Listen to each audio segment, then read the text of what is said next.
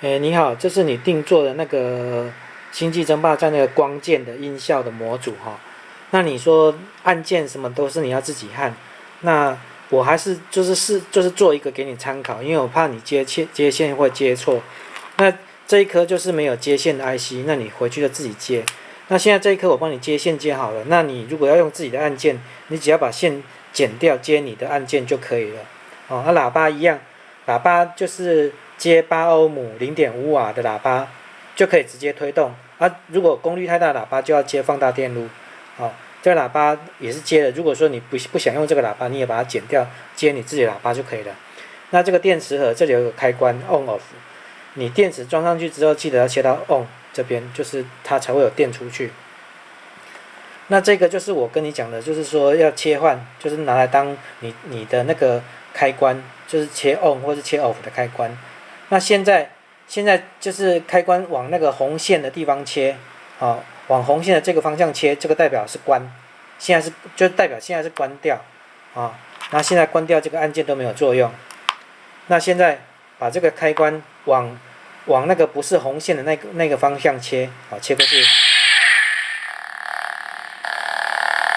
好，它打开的声音，播完之后，它接着就播那个静止的声音，啊，它静止的声音你要让它停掉，你就就是按其他键，这是光键挥动的声音，那个好像是，然后再来就是这个，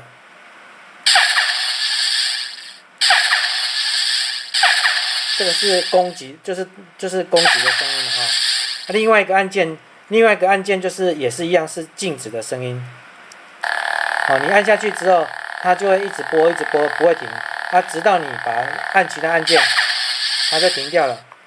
好，那这个开关现在是开的状态嘛？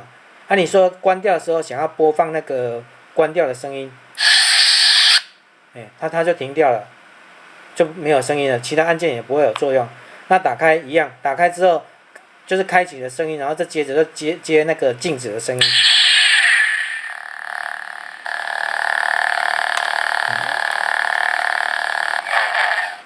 那大概就是这样子。那电池上面这个算是总开关了，就是这样子，这个就真正的关掉电源。啊，所以说你一开始这个开关切到红线的地方，就代表它是关掉的，就是这样子。那有什么问题再跟我说。